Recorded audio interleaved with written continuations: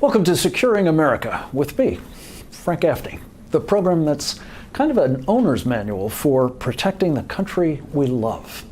I'm very pleased to have back with us a guest who joined us last week, Sam Sorbo. She's an accomplished actress, a filmmaker, and an author of, among other works, They're Your Kids, an inspirational journey from self-doubter to homeschool advocate. She's a champion of preventing government schools from brainwashing your children. And we got started on a fascinating conversation and decided we needed to resume it quickly to talk not just about the problem, but what we do about it. Sam Sorbo, welcome back to Securing America. It's great to have you with us. Frank, it's good to be back with you. Thanks so much. So just to recap quickly, Sam, you are an advocate of homeschooling, having watched what government schools, as you call them, were doing to your own kids. Very quickly, recap that for our audience, and we'll get into the implications of it and then what we need to do instead.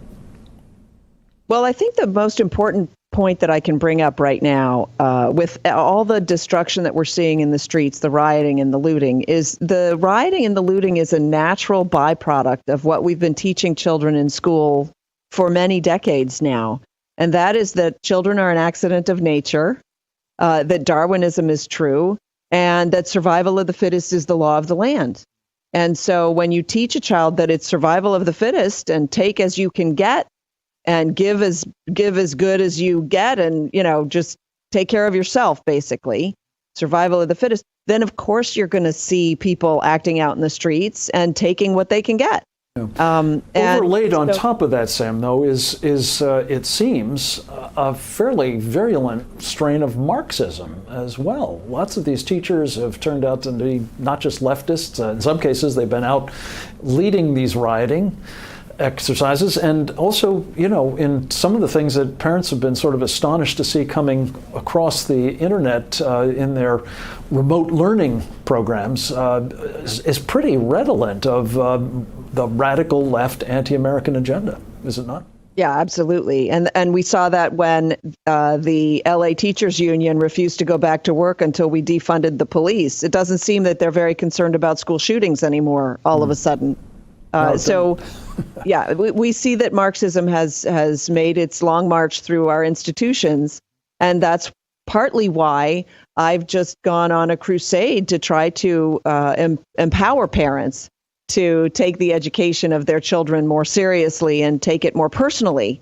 It's also a way of strengthening the family, strengthening your relationship with your children. It has so many... Something that the Marxists are determined to try to sunder if they can. And Sam, before we get into the specific recommendations you're making, just quickly, one last point. You said on Friday that the government has a conflict of interest in teaching your kids. Talk a little bit about that. It's not just that they're being taught a lot of Marxist claptrap, but describe why it is that the government inherently can't be serving your kids' best interests in the educational realm. It's all of a piece. And so when you think about, we have a government of the people, by the people, and for the people. Our government is for the point that, I'm sorry, I just got distracted for a minute. Our government is what the government's of the people piece. Power to change the government to do anything resides with the people. Okay, now, any government seeks to enlarge itself. That's just the nature of the beast. So why would the government then be teaching citizens that the power resides with them? It's not in its own self-interest to teach its citizens that they retain the power in the balance of power that exists in the United States. And so it's naturally geared towards Marxism, and the Marxists took advantage of that. And we were left sort of not paying attention, and now we're holding the ball for that. And so now we have our youth are graduating high school thinking the government has to solve all of my problems for me. That's where the movement for the government to pay for all the education comes from. Free That's stuff. where the kids the kids run to D.C. to protest guns. Yep, and it's not the get free government's stuff. position to take a stand. Sam, one of the other pieces of this that you touched on, and we won't get into it further today, is just that you have ceded your authority to the government. So all of these things are actually being reinforced powerfully in the course of this indoctrination. So quickly, right. Sam, we've got 2 minutes. Talk about what you would recommend parents who are concerned about what they're seeing happening to their kids do. Some, obviously, homeschooling is one idea, but talk as well about what happens if that's not really an option for you. Well, I think that we need a sea change. We need a shift in our attitude about education. We actually don't understand what education is anymore because it's been so indoctrinated by the system to think that education is sitting at a table with a textbook and watching a teacher at Blackboard and all of those things. So I really want to encourage parents to go to my website, samsorbo.com, to at least get a different idea of what education ought to be for their child, to understand that our children are each unique and that a one-size-fits-all is not the best approach for any child, for any education. I just posted on Twitter that the reason that kids cheat on their exams is because we value tests more than we value education, right. And actual knowledge. And so we really need to take a step back from all of that. I also want to encourage people to go to leadersforlifefilm.com. It's a brand new movie that we're launching today. Wonderful. For free, leadersforlifefilm.com. And thanks so much for having me on. Well, this is really, an important moment, obviously, to not only unveil your film and encourage people to take a look at it, but also to take advantage of the resources, not least your book. They're your children. They're your kids.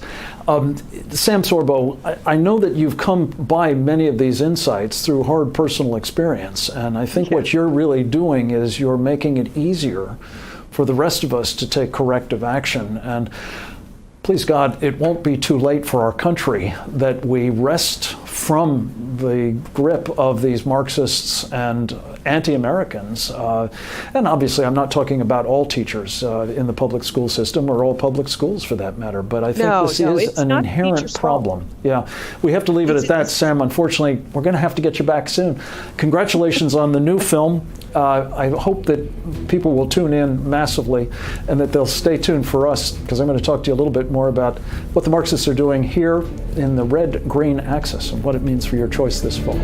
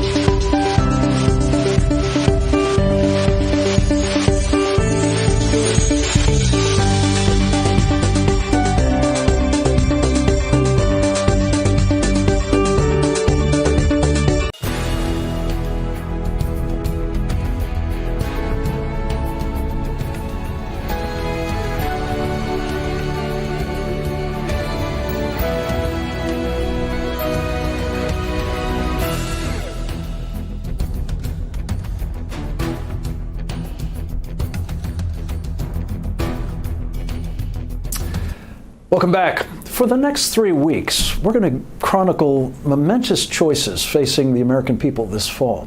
One of the most important involves a topic few are willing to address: the supremacist demands of adherence to Islam's totalitarian doctrine known as Sharia. Fortunately, most American Muslims do not seek the rest of our country's submission to this code that brutally represses women and girls, is virulently intolerant of Jews, homosexuals, and other minorities, and effectively enslaves non-believers. Unfortunately, groups that profess to speak for the majority of tolerant, law-abiding Muslims, many of whom came to this country to get away from Sharia in their native lands, are tied to the Sharia supremacist Muslim Brotherhood. Today, the Democratic Party has not only allied itself with America's radical left, it has also adopted such extremists' embrace of the Brotherhood and its myriad front groups. This unlikely alliance has come to be known as the Red-Green Axis. These days, it is personified by virulently anti-American, anti-Semitic, left-wing, and Sharia-adherent Muslims like Islamist agitator Linda Sarsour, Minnesota Representative Ilhan Omar, Indiana Representative Andre Carson, and Minnesota Attorney General Keith Ellison.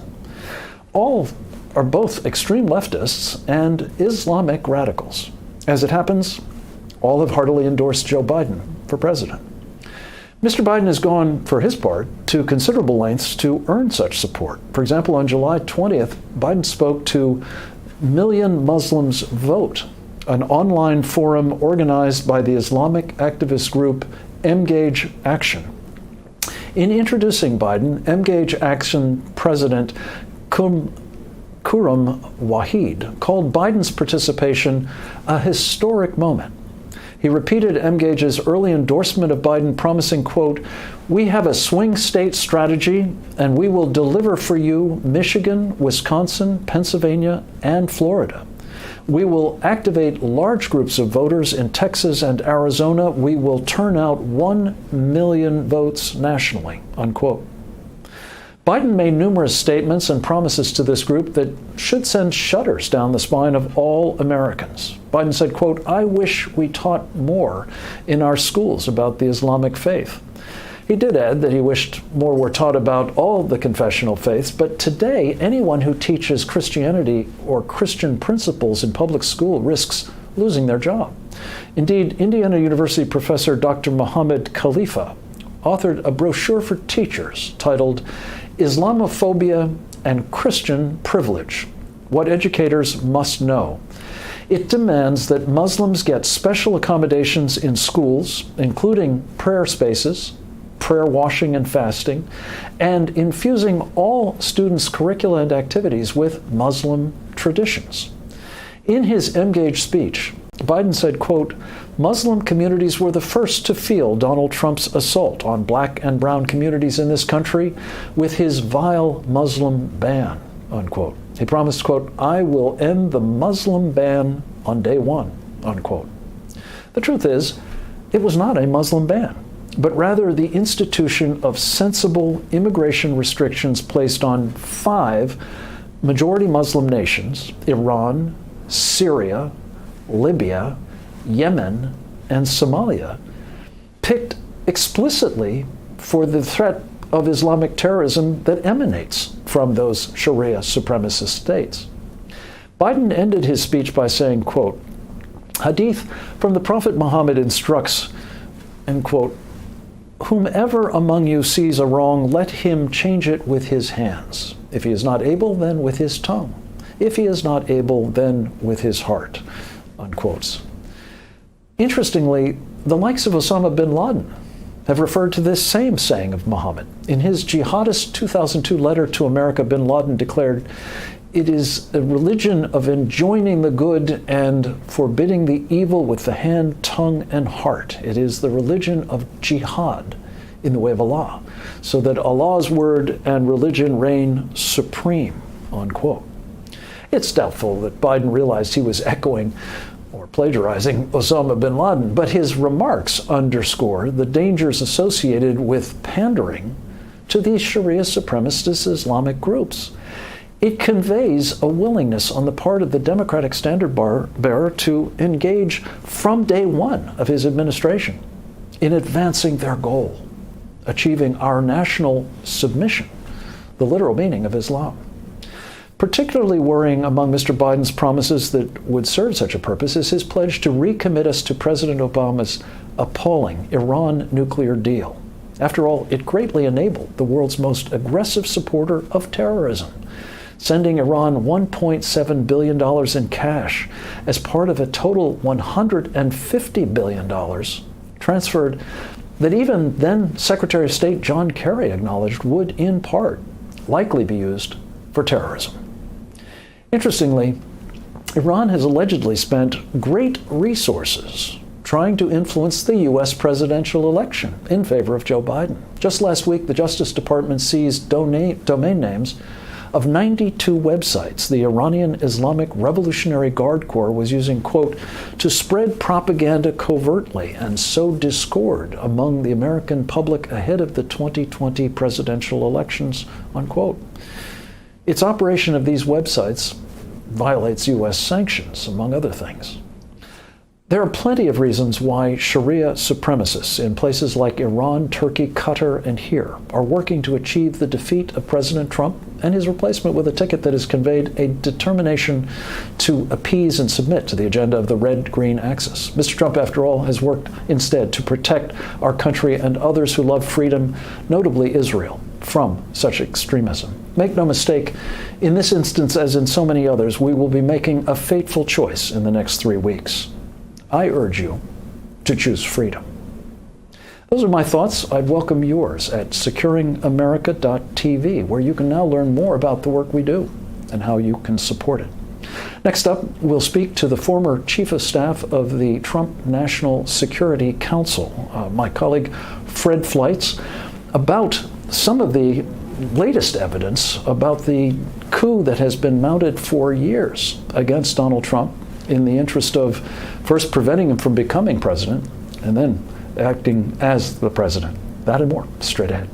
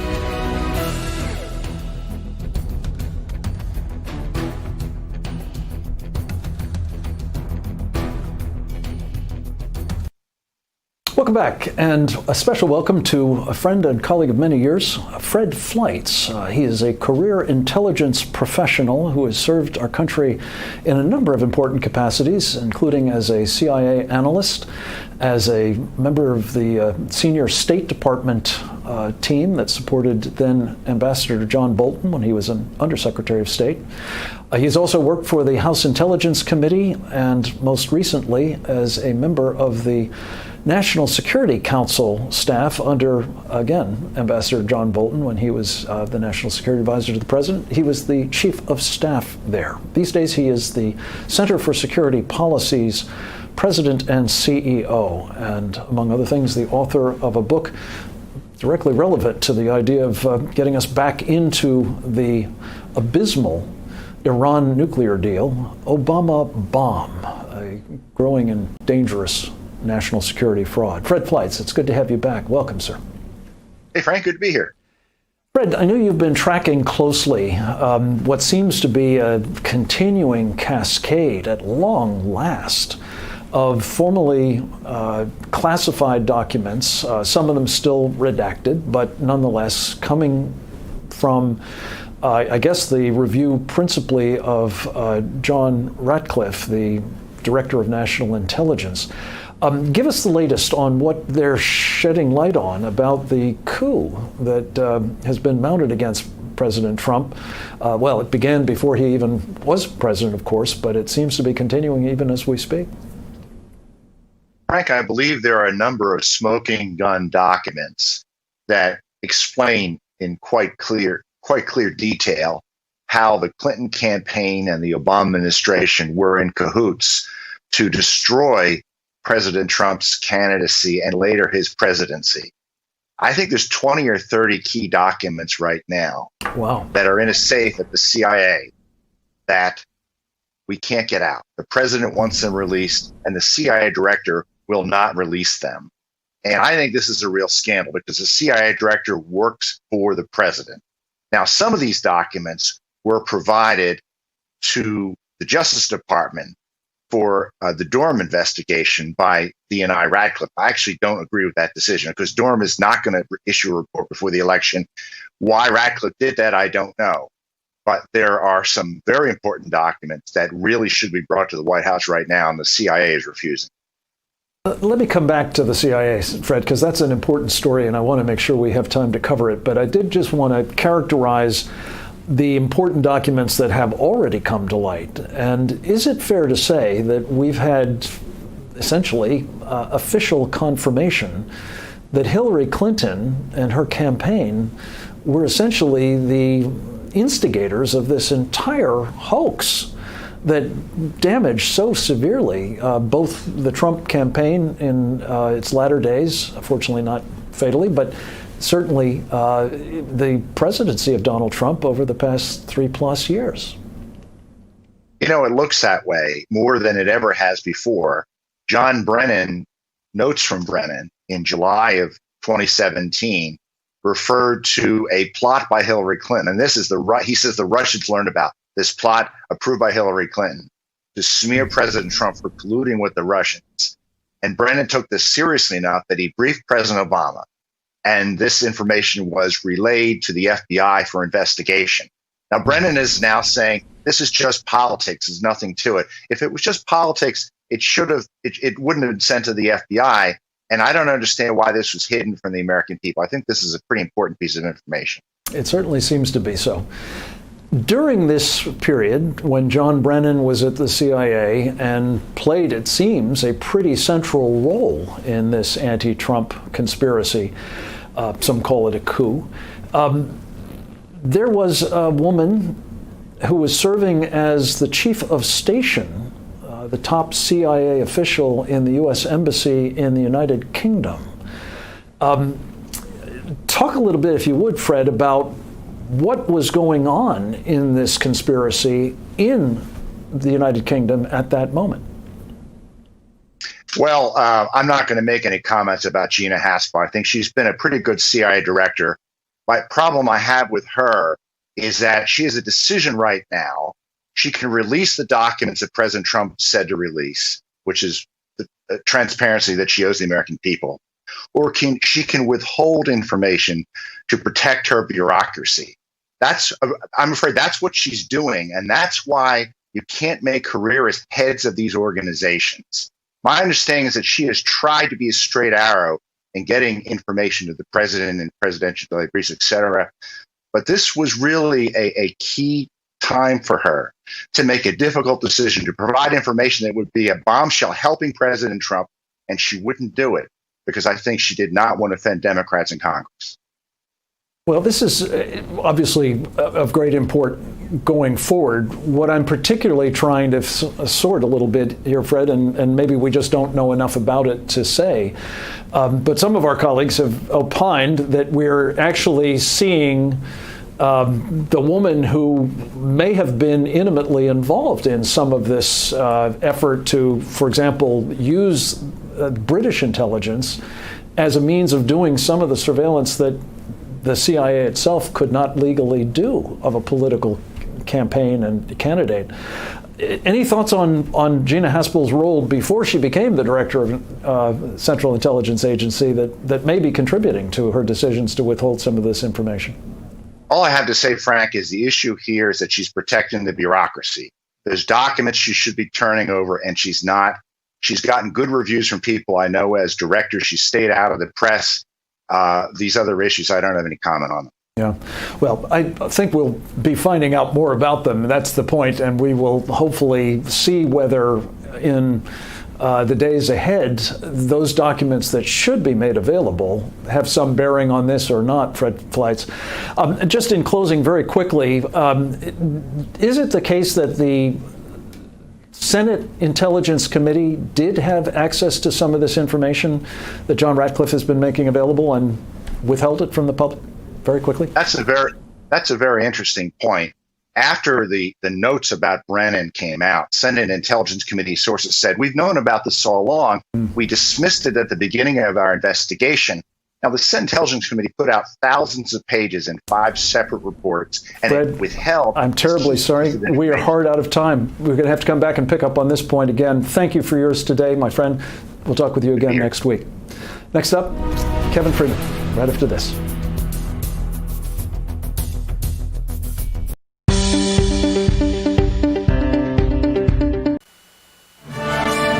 We interrupt this program to bring you a Road to the White House special event.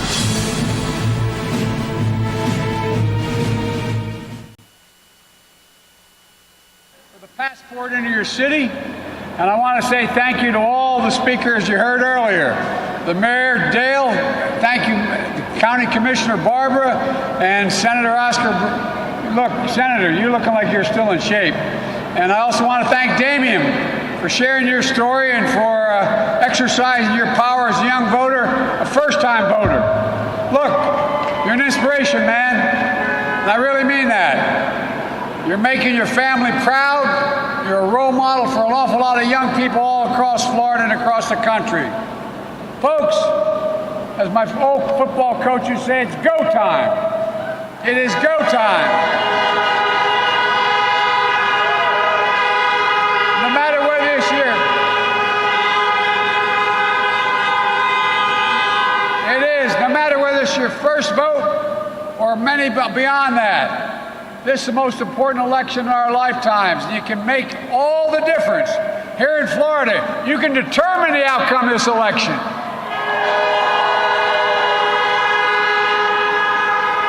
We win Florida, and it's all over. Look, the choice is clear and the stakes have never been higher. The stakes in this election remind me of something my dad used to say. Say, Joey, a job's about a lot more than a paycheck. It's about your dignity. It's about your place in your community. It's about your being able to look your kid in the eye and say, honey, everything's going to be okay, and mean it. How many people can look their kids in the eye and say that today, it's going to be okay, and mean it? That's the lesson I've never forgotten. That's how I grew up, surrounded by hard-working folks in Scranton, Pennsylvania, and Claymont, Delaware. But, folks, these times are hard. These times are hard. Unemployment is way up due to the pandemic. The economic outlook for the next year remains uncertain. And across Florida and the country, folks are worried about being able to pay their rent or their next mortgage payment, whether or not they can purchase a prescription to put food on the table, worried about school and their kids. They see the people at the top doing better and better during this crisis and wondering who's looking out for me. Folks, that's Donald Trump's presidency. 115,000 dead from COVID-19. And experts say unless we change rapidly, and he shows no indication he's willing to change or do the proper thing, we could lose another 200,000 lives in the next few months. All because this president is only worried about the stock market, didn't want to scare anybody. He refuses to follow science. Established, it's estimated that if in fact we all wore masks between now and January, we could save 100,000 lives over the next few months.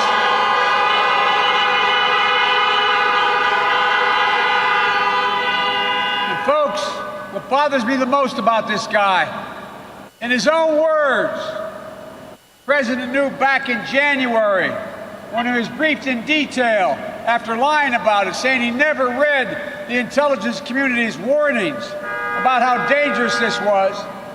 What did he do? He learned in January, the end of January, that in fact this was a virulent virus, that it was passed on easily, that it was airborne. But he didn't tell anybody.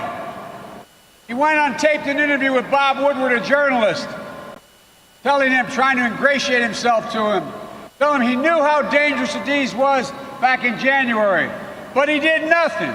Not a single thing, didn't say a word to anybody. Ask yourself, why didn't he tell the country? He said nothing. But he told Woodward, when Woodward asked him why he didn't say anything, he said, I didn't want to panic the American people. The American people do not panic. Donald Trump panicked.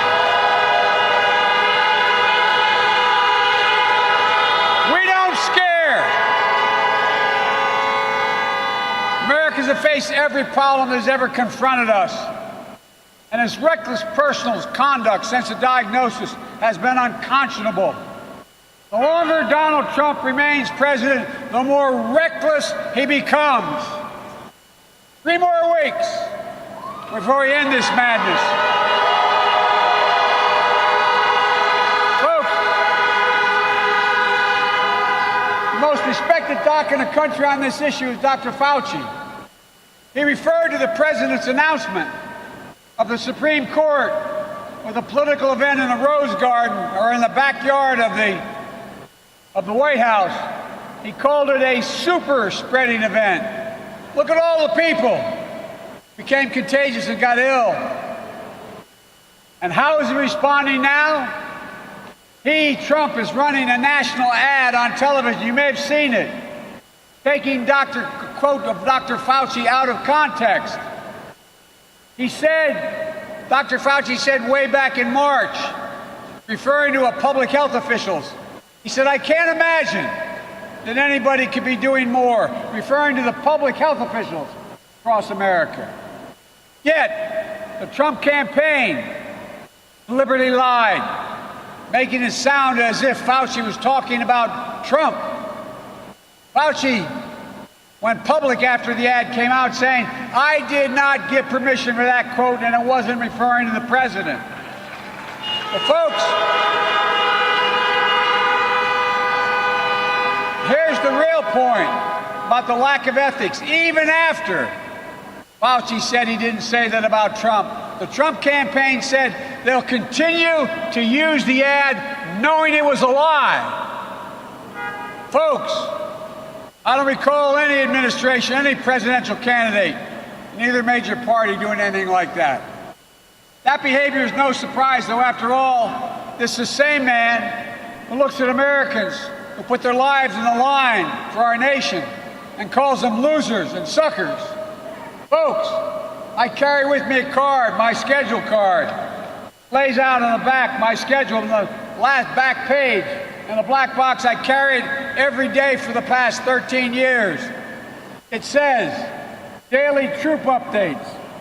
U.S. troops who died in Iraq and Afghanistan, 6,924, not around 6,900, 924, because every one of these fallen angels left behind an entire community. They deserve our respect. Troops wounded in Afghanistan and Iraq, 53,194, not 53,000 about. Folks, my son was one of those who volunteered to go to Iraq for a year, came home and he passed away. He was not a loser. He was an American hero. He won the Bronze Star, the Distinguished Service Medal. And all his comrades left behind, they were patriots. Who the heck does this guy think he is? And now, as a consequence of this overwhelming lying and misleading and irresponsible action on the part of Donald Trump, how many empty chairs are there around dinner tables at night because of his negligence? How many husbands or wives at night lean over to touch and say goodnight to their wife or husband and they're not there? How many people have holes in their heart and lost part of their soul? Debbie Wasserman and I talk about this. How can we have a guy like this? Ladies and gentlemen, we're so much better than this. Despite the crisis we face,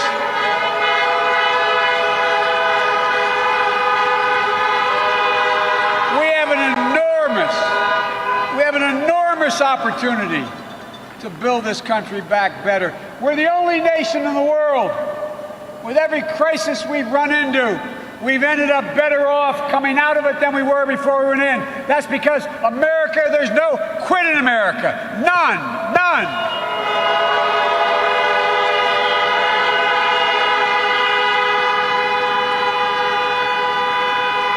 It's about time we start rewarding work, not wealth, to get everyone a fair return on their work, an equal chance to get ahead. For example, for communities of color in South Florida and all across this country, the question is, how do we break the cycle where in good times you lag behind and in bad times you get hit first and the hardest, and when recovery comes, you're the last ones to bounce back? The answer is simple: justice, criminal justice, police reform. I know the nation is strong enough to both honestly face systemic racism and strong enough to provide safe streets for our families and our businesses that too often bear the brunt of looting and burning. We have no need for armed militias roaming American streets, and we should have no tolerance for extremist white supremacist groups marching in our communities.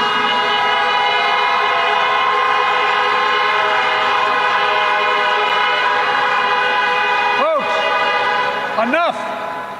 I say we should trust American law enforcement authorities to do their job as I do. Let them do their job without extremists and vigilantes.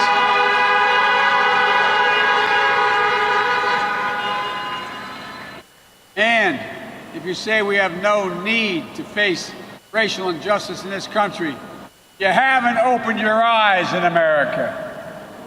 There have been powerful voices for justice in recent weeks and months.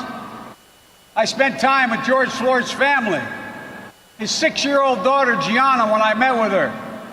I knelt down to say hi to her, and she looked at me and said, "Daddy changed the world. Daddy changed the world." Also, Jacob Blake's mother, who I got to know, when she said the violence didn't reflect her son and the nation needed healing, and she prayed for the police. Or Doc Rivers, the basketball coach, choking back tears when he said, quote, "We're the ones getting killed. We're the ones getting shot. We've been hung." Went on to say, it's amazing why we keep loving this country when this country does not love us back. Think about that. Think about what it takes for a black person to love America. That's a deep love for this country. that for far too long has gone never fully recognized. We need American leadership to seek out, to de-escalate tensions, to open the lines of communication, to bring us together. Look, ladies and gentlemen, it's time, President, to heal, to hope. As President, I'll do precisely what I will do.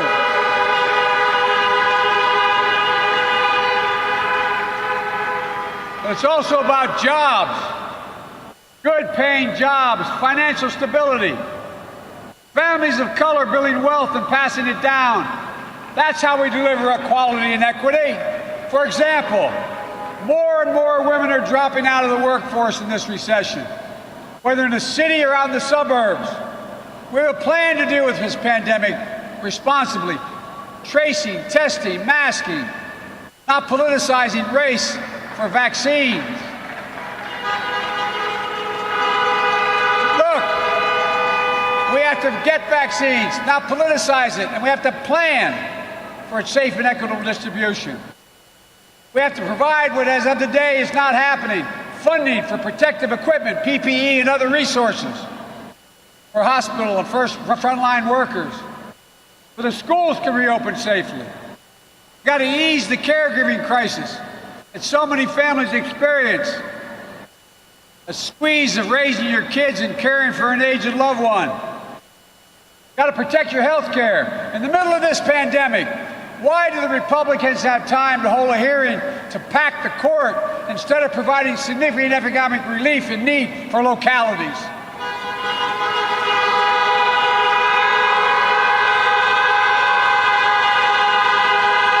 I'll tell you why. It's about wiping out the Affordable Care Act, to wipe it off the books. Because their nominee has said in the past that the law should be struck down. That will take away health care for 20 million Americans, take protections away for pre-existing conditions for over 100 million people. And by the way, kids won't be able to stay in their parents' health insurance until they're 26. Complications from COVID-19 like lung scarring, heart damage, will become the next pre-existing condition. Well, toss out the coverage. So many children will take us backwards. When insurance companies could charge a woman, many of you won't remember this, but charge a woman more for her health care than a man just because she's a woman for the same procedure. Folks, we can do so much better than this. Together, we'll build on the Affordable Care Act.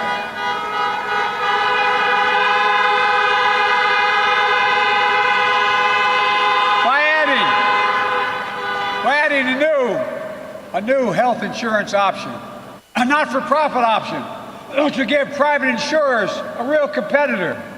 We'll increase subsidies for premiums or lower costs to get more coverage, lower deductibles, lower out-of-pocket expenses. And by the way, anybody who qualifies for Medicare but lives in a state like your governor that doesn't allow for 800,000 people to have it will automatically be enrolled. It's wrong. But we can only do this if we come together as a country. Last week, I went to Gettysburg, the battlefield in Pennsylvania. Abraham Lincoln, make a point, we're in trouble. Abraham Lincoln said there that a house divided cannot stand. Today, trust is ebbing, hope is elusive. Instead of healing, we're being ripped apart. And I refuse to let that happen.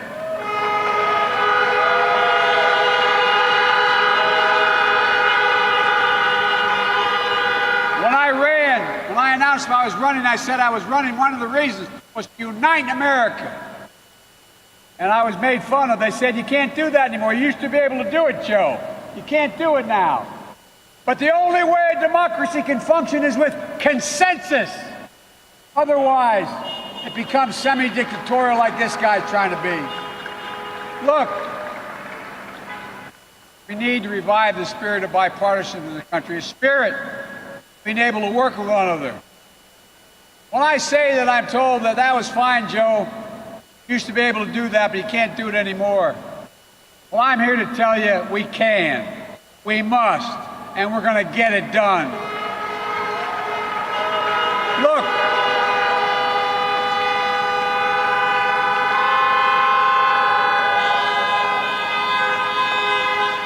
I'm running as a proud Democrat, but I will govern as an American president. I'll work for Democrats and Republicans. I'll work for those who vote against me as hard as those who voted for me. That's the job of a president, to heal. It's a duty to care for everyone. Look, folks, you too have a sacred duty.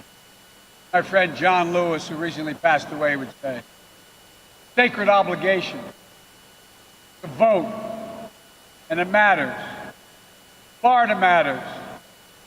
You elected me and Barack Obama in 2008 and 2012, and I'm asking for your trust and support again in 2020 for Kamala Harris and Joe Biden.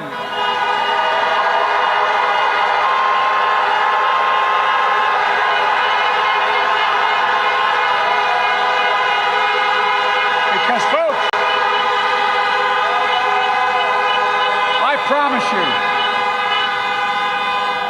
I promise you, we will always have your back. I promise you, I give you my word. So please, vote and help us get out the vote. It's been mentioned before to go to iwillvote.com/FL. You can still request your vote by mail ballot. Do it as soon as you can. If you haven't already mailed yours and you have one, mail it. Drop it in a box today, a drop box today. You can also vote in person, starting October 19th here in Broward County, where this election will be determined.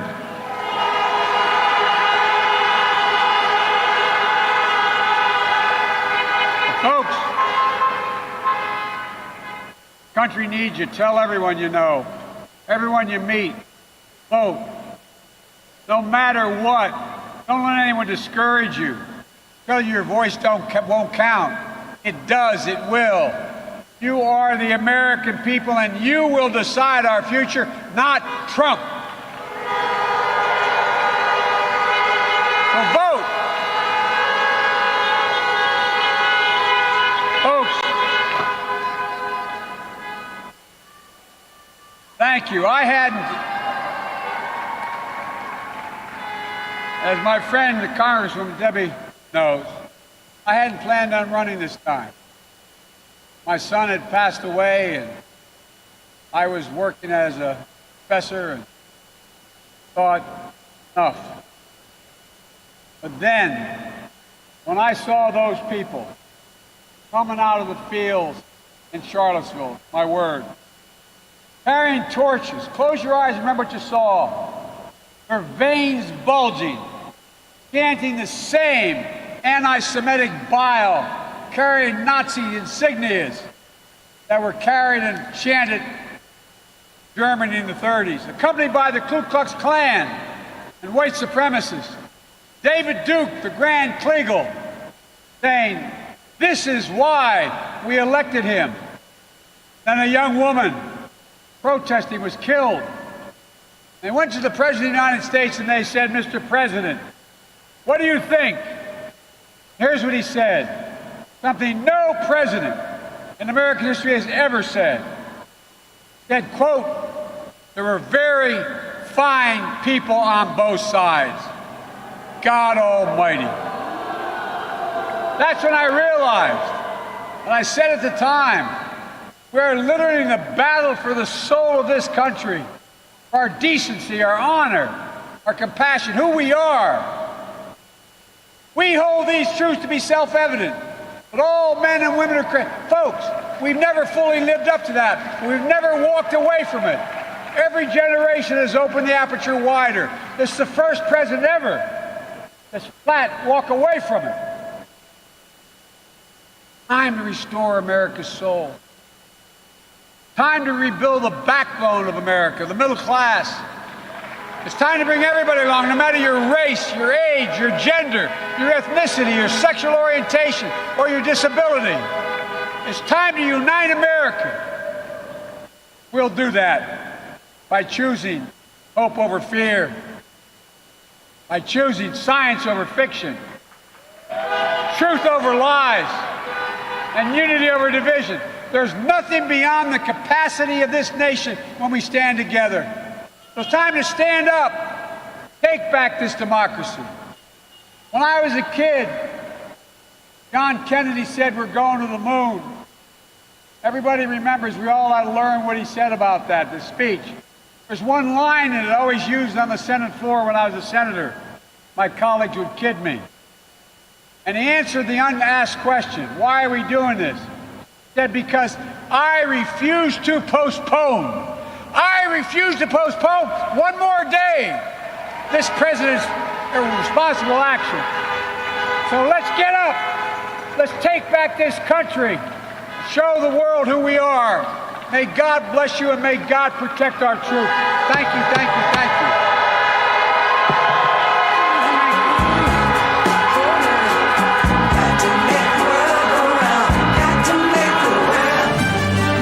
We now return you to your regularly scheduled programming.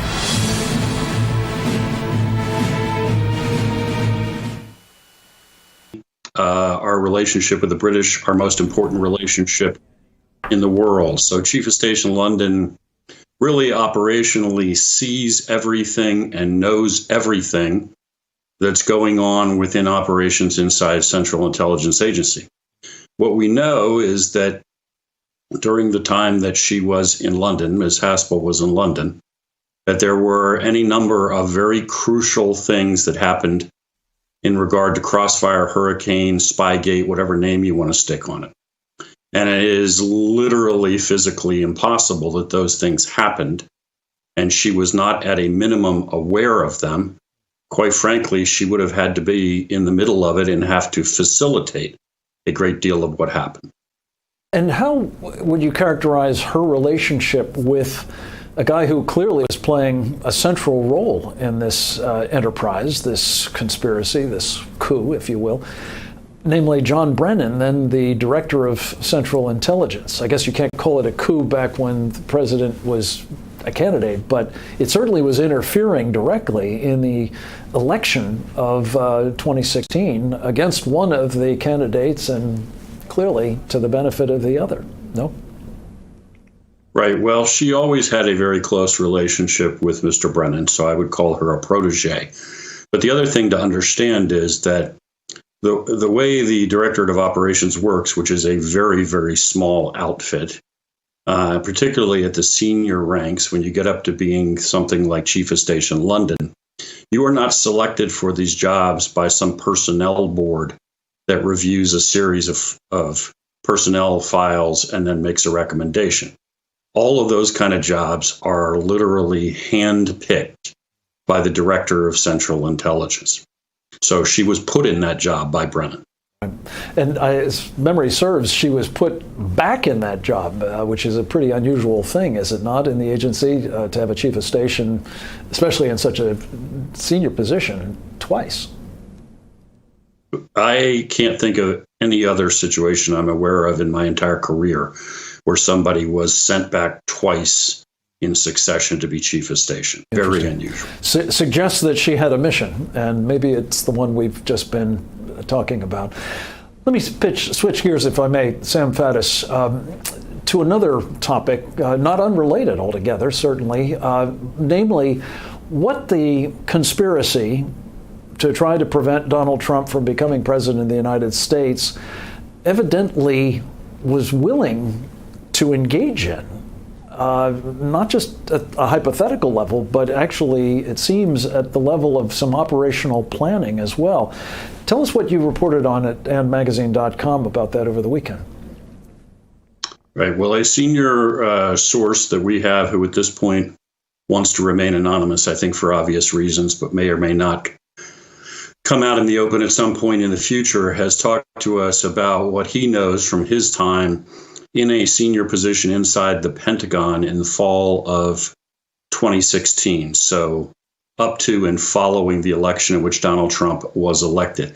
Probably the single most explosive thing being that this source was actually contacted and through official channels and asked to become part of a committee being stood up in the White House. This would have been roughly 1 week after the election. And the purpose of this committee was, as described officially to the source, to establish the timeline and storyline for the Russian collusion narrative, and then specifically to begin planning for the possibility of not proceeding as scheduled with the inauguration. Specifically, part of the mission of this committee was to begin to plan for the possibility of, at a minimum, putting off the inauguration and not passing on power to Donald Trump. So let me get this right, Sam. We're hearing a lot of people talking about Donald Trump not being willing to relinquish the presidency, about, calling in the 82nd Airborne to extract him by force if necessary from the White House. And yet what you're telling me is that during the Obama-Biden transition to the Donald Trump presidency, there was an actual effort underway to apparently plan to prevent him from actually having the peaceful transition or peaceful transfer of power. This is a pretty extraordinary charge. We've not seen it addressed anywhere else that I know of. Do you anticipate that this will be investigated? And it certainly seems to me it should be. Well, I hope so. I mean, just to be clear, I spoke to this source directly. I have a little bit of experience talking to sources. When the source told me this, it probably impacted me the same way as it does everybody else. Oh, my God. Sam, I'm going to have to ask you to hold that thought because we are hard out of time. You're going to come back to us next week and we'll pick up where you left off.